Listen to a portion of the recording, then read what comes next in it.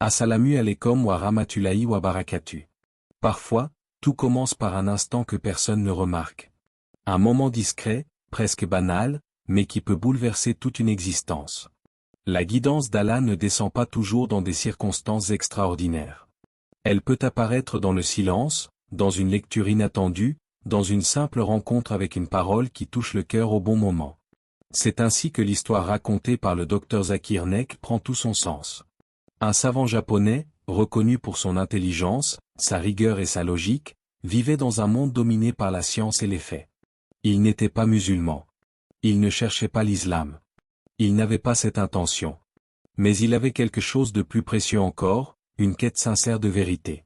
Et c'est souvent là que tout commence. Car celui qui cherche réellement, sans arrogance, finit toujours par rencontrer ce qui est vrai. Ce savant ne s'est pas engagé dans un débat religieux. Il n'a pas assisté à une conférence. Il n'a pas été confronté à une longue argumentation. Non, tout a commencé par un simple verset. Un seul. Un moment où ses yeux se sont posés sur une parole du Coran. Et à cet instant, quelque chose s'est produit en lui. Ce verset n'était pas juste des mots. Ce n'était pas une phrase parmi d'autres. Il portait en lui une profondeur, une précision, une force qui a immédiatement interpellé son esprit. Car le Coran n'est pas un livre ordinaire. Ce n'est pas un texte écrit par un homme, influencé par son époque ou limité par son savoir. C'est une parole divine, intemporelle, qui parle à chaque génération, à chaque cœur, selon sa capacité à comprendre. Allah dit, « Ceci est un livre béni que nous avons fait descendre afin qu'il médite sur ces versets. » Sourate Sad, 38, 29. Et c'est exactement ce qui s'est produit. Ce savant n'a pas simplement lu, il a médité. Il ne s'est pas arrêté à la surface des mots. Il a réfléchi, analysé, comparé avec ce qu'il connaissait déjà. Et plus il réfléchissait, plus une question grandissait en lui. Ce moment est essentiel à comprendre. Beaucoup de gens lisent le Coran, mais peu prennent le temps de vraiment réfléchir. Ce savant, lui, a fait ce que le Coran demande, il a médité. Il a laissé le verset pénétrer son esprit. Il a laissé le message résonner en lui. Et c'est là que la transformation commence. Pas forcément visible immédiatement, mais profonde, intérieure, silencieuse. Une graine est plantée dans le cœur. Une question naît. Une curiosité sincère se développe. Et petit à petit, les certitudes d'avant commencent à être remises en question. Ce savant ne savait pas encore que ce moment allait changer sa vie. Il ne réalisait pas que ce simple verset allait devenir un tournant décisif. Mais Allah guide qui il veut, quand il veut, comme il veut.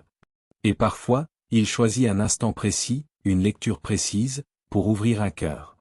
Ce récit nous rappelle quelque chose de puissant, la guidance ne dépend pas de la complexité du message, mais de la sincérité de celui qui le reçoit.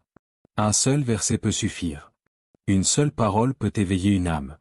Mais encore faut-il être prêt à écouter, à réfléchir, à accepter. Et dans ce moment discret, presque invisible pour le monde, une transformation intérieure a commencé. À cet instant précis, ce que ce savant japonais a ressenti n'était pas une simple curiosité, c'était un véritable choc intérieur. Pas un choc émotionnel seulement, mais un bouleversement intellectuel profond. Lui qui avait consacré sa vie à la science, à l'observation, à l'analyse rigoureuse des faits, se retrouvait face à une réalité qu'il ne pouvait pas ignorer. Le verset qu'il venait de lire n'était pas vague, ni symbolique. Il évoquait une réalité scientifique précise, quelque chose qu'il connaissait parfaitement dans son domaine d'expertise. Ce n'était pas une interprétation forcée, ni une coïncidence floue. Non, c'était clair, direct, troublant. Et ce qui rendait la situation encore plus saisissante, c'est que cette information n'avait été découverte que récemment par la science moderne. Alors une question s'est imposée à lui, naturellement, presque malgré lui, comment cela est-il possible ? Comment un livre révélé il y a plus de 1400 ans pouvait-il contenir une information que l'humanité n'a comprise que des siècles plus tard? Comment un homme vivant dans le désert, sans instruments, sans laboratoire, sans accès aux connaissances scientifiques modernes, aurait-il pu transmettre une telle précision? Ce n'était plus une question de croyance, c'était une question de logique. Ce savant savait que la science repose sur des preuves, sur des observations vérifiables. Et là, il était face à quelque chose qui dépassait les limites humaines. Il ne pouvait pas simplement ignorer cela ou le balayer d'un revers de main. Son esprit analytique l'empêchait de fuir la question. C'est dans ce moment que la parole d'Allah prend tout son sens. Nous leur montrerons nos signes dans l'univers et en eux-mêmes jusqu'à ce qu'il leur devienne évident que ceci est la vérité. Sourate Fusila, 41, 53. Ce verset ne parle pas seulement des croyants. Il parle de tous ceux qui observent, qui réfléchissent, qui cherchent. Et ce savant était en plein dans cette réalité. Les signes qu'il étudiait dans son domaine scientifique devenaient, sous ses yeux, des preuves qui pointent vers quelque chose de plus grand. La science, qu'il pensait être un outil neutre, devient soudainement un pont vers la foi. Et c'est là que beaucoup se trompent. On pense parfois que la science s'oppose à la religion. Que l'une invalide l'autre. Mais dans cette histoire, c'est exactement l'inverse qui se produit. La science ne détruit pas la foi. Elle la renforce, lorsqu'elle est accompagnée d'un regard sincère. Ce savant n'a pas abandonné la science. Il ne l'a pas rejetée. Au contraire, il s'en est servi pour comprendre. Mais cette fois, la science ne l'a pas éloigné de Dieu. Elle l'en a rapproché. Chaque connaissance qu'il avait acquise devenait maintenant une pièce d'un puzzle plus vaste. Et ce puzzle pointait vers une vérité qu'il ne pouvait plus nier. Ce moment est décisif. Car face à ce genre de preuve, l'être humain a deux choix, soit il accepte, soit il refuse par orgueil. Soit il reconnaît qu'il y a une réalité au-delà de ses limites, soit il s'enferme dans ses certitudes. Mais ce savant, lui, n'a pas fui. Il a accepté de se poser les bonnes questions. Il a laissé la vérité le déranger, le remettre en question, le pousser à réfléchir plus profondément. Et c'est cela qui fait toute la différence. Car le véritable obstacle à la vérité n'est pas l'ignorance, c'est l'orgueil. Et dans ce moment intense, entre science et révélation, entre logique et foi, une porte s'est ouverte dans son cœur. Une porte vers quelque chose qu'il n'avait peut-être jamais envisagé auparavant, mais qui devenait désormais impossible à ignorer. Ce qui rend cette histoire réellement puissante, ce n'est pas uniquement la découverte d'un verset troublant, mais l'état du cœur de celui qui l'a lu. Car des signes, il y en a partout. Des preuves, il y en a pour ceux qui observent. Mais tous ne les acceptent pas. Tous ne changent pas. Et la différence ne se trouve ni dans l'intelligence, ni dans le niveau d'étude, elle se trouve dans la sincérité. Ce savant japonais avait toutes les raisons de rejeter ce qu'il venait de découvrir. Il avait un statut, une réputation, une carrière bâtie sur des années d'efforts. Accepter que le Coran puisse contenir une vérité supérieure à ses connaissances aurait pu ébranler tout ce qu'il pensait savoir. Beaucoup, dans sa position, auraient préféré ignorer, détourner le regard, ou trouver des explications pour éviter de remettre en question leur certitude. Mais lui, il a choisi un chemin différent. Il n'a pas laissé son orgueil parler à sa place. Il n'a pas cherché à protéger son image ou son confort intellectuel. Il a fait quelque chose de rare, il a été honnête avec lui-même. Il a accepté de reconnaître que ce qu'il avait sous les yeux dépassait son entendement habituel. Et cette honnêteté intérieure est l'une des clés les plus puissantes vers la guidance. Car la vérité ne se donne pas à un cœur fermé. Elle ne s'impose pas à celui qui refuse de voir. Mais elle se dévoile à celui qui est prêt à l'accueillir, même si cela demande de changer, de renoncer, de se remettre en question. Ce savant aurait pu dire, ce n'est qu'une coïncidence. Il aurait pu dire, ce n'est pas suffisant. Il aurait pu dire, je n'ai pas besoin de cela. Mais au lieu de cela, il a entendu cette voix intérieure qui lui disait, il y a quelque chose ici que tu ne peux pas ignorer. Et c'est cette sincérité qui attire la guidance d'Allah. Le prophète a dit, celui à qui Allah veut du bien, il lui accorde la compréhension de la religion. Hadith authentique. Ce hadith nous montre que la compréhension n'est pas seulement une question d'intelligence. C'est un don. Une lumière qu'Allah place dans le cœur de celui qui est sincère dans sa recherche. Et cette lumière permet de voir au-delà des apparences, au-delà des préjugés, au-delà des habitudes. Ce savant n'a pas simplement compris une donnée scientifique présente dans le Coran. Il a compris que derrière cette information, il y avait un message. Un message qui venait d'une source supérieure. Un message qui appelait à réfléchir, à reconnaître, à se soumettre à la vérité. Et à ce moment-là, quelque chose de profond s'est produit en lui.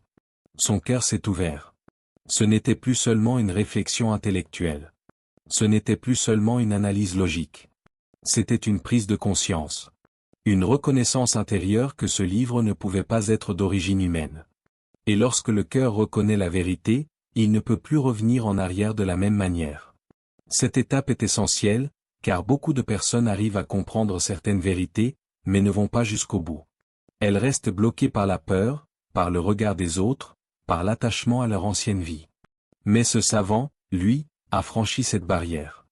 Il a accepté de suivre la vérité, même si cela signifiait changer. Même si cela impliquait de revoir ses convictions, son identité, sa vision du monde.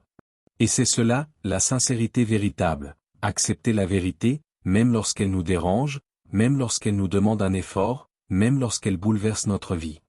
Car au final, ce n'est pas la vérité qui est difficile, c'est notre capacité à l'accepter. Et dans ce moment décisif, ce savant n'a pas seulement appris quelque chose de nouveau, il s'est rapproché de la vérité ultime.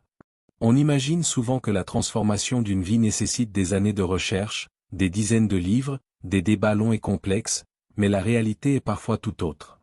Parfois, tout bascule en un instant. Une parole, une phrase, un verset, et le cœur ne sera plus jamais le même. C'est ce qui rend cette histoire si puissante. Ce savant japonais n'a pas étudié l'intégralité du Coran dès le début. Il n'a pas suivi un long parcours religieux au préalable. Non, tout a commencé avec un seul verset. Une seule parole qui a touché quelque chose de profond en lui. Pourquoi ce verset en particulier? Pourquoi à ce moment précis?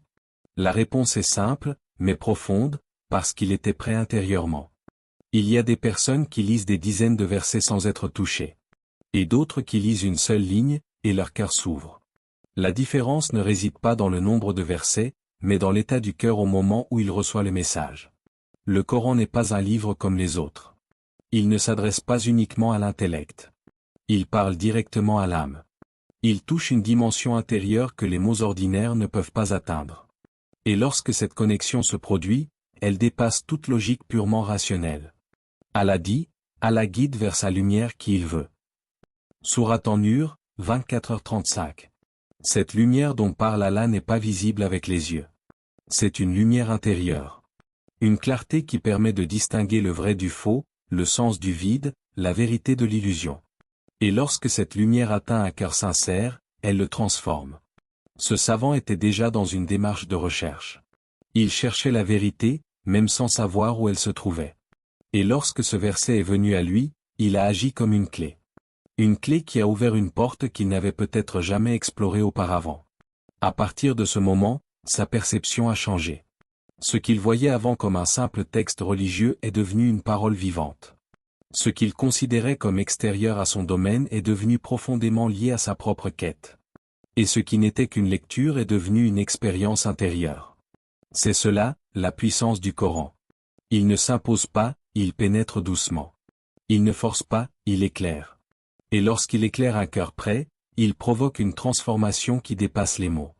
Ce savant est alors passé d'une recherche intellectuelle à une foi profonde. Ce passage est essentiel. Car comprendre avec l'esprit est une chose, mais accepter avec le cœur en est une autre. Beaucoup de gens accumulent des connaissances, des informations, des arguments. Mais la foi véritable ne réside pas seulement dans ce que l'on sait. Elle réside dans ce que l'on reconnaît intérieurement. Et ce savant a reconnu. Il a compris que ce verset n'était pas le fruit du hasard. Il a ressenti qu'il y avait derrière ces mots une vérité qui dépassait les limites humaines. Et cette reconnaissance a marqué un tournant dans sa vie. Car une fois que la lumière entre dans le cœur, elle change la manière de voir le monde. Elle change les priorités, les convictions, les choix. Elle donne un sens nouveau à l'existence. Ce verset n'était pas seulement une information pour lui, c'était un appel. Un appel à réfléchir davantage. Un appel à aller plus loin. Un appel à se rapprocher de cette vérité qu'il venait de toucher du bout du cœur. Et c'est ainsi que commence souvent la véritable transformation. Par un moment simple, une parole unique, mais une ouverture sincère. Car au final, ce n'est pas la quantité de paroles qui guide, c'est la profondeur avec laquelle elles sont reçues. Cette histoire ne doit pas être vue comme un simple récit inspirant venu d'ailleurs, ce n'est pas seulement l'histoire d'un savant japonais qui a trouvé la vérité. C'est un miroir. Un rappel direct pour chacun de nous. Car pendant que cet homme cherchait la vérité et a été touché par un seul verset, nous avons le Coran entier entre nos mains. Mais la vraie question est là, que faisons-nous de ce trésor? Nous avons accès au livre d'Allah tous les jours. Il est dans nos téléphones, sur nos étagères, parfois même dans nos mémoires. Nous pouvons l'ouvrir à tout moment. Nous pouvons lire ces versets quand nous voulons. Mais prenons-nous réellement le temps de le comprendre? De le méditer? De le laisser transformer nos cœurs? Ce savant, lui, n'avait pas cette facilité. Il n'avait pas grandi avec le Coran. Il n'avait pas été entouré de rappels. Pourtant, un seul verset a suffi à bouleverser sa vie. Pourquoi? Parce qu'il l'a lu avec sincérité, avec attention, avec profondeur. Et nous? Combien de fois lisons-nous sans réfléchir? Combien de fois passons-nous sur des versets sans nous arrêter? Sans chercher à comprendre ce qu'Allah veut nous dire personnellement? Parfois, nous cherchons des signes extraordinaires. Nous attendons des miracles visibles, des événements spectaculaires pour renforcer notre foi. Mais nous oublions que le plus grand miracle est déjà là, entre nos mains. Le Coran est un miracle vivant. Un miracle qui ne se limite pas à une époque, à un lieu ou à un peuple.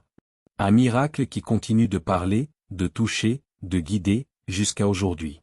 Le prophète a dit, « Le meilleur d'entre vous est celui qui apprend le Coran et l'enseigne. » Hadith authentique.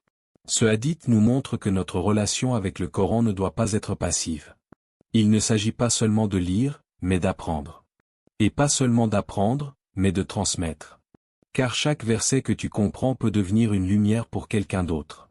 Peut-être qu'un verset que tu lis aujourd'hui va toucher ton cœur d'une manière nouvelle. Peut-être qu'il va répondre à une question que tu te poses depuis longtemps. Peut-être qu'il va t'apaiser, te réveiller, te guider. Et peut-être que si tu partages ce verset, il sera la cause de la guidance d'une autre personne. Comme dans cette histoire. Un simple verset, et une vie a changé. Cela doit nous pousser à revoir notre relation avec le Coran. À ralentir. À lire avec présence. À méditer avec sincérité. À demander à Allah de nous ouvrir les portes de la compréhension.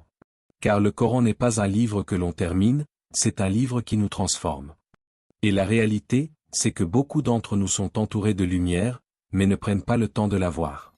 Nous avons accès à une source de guidance immense, mais nous la négligeons parfois, sans même nous en rendre compte. Ce rappel est donc une invitation. Une invitation à revenir vers le Coran. À lui redonner sa place dans nos vies.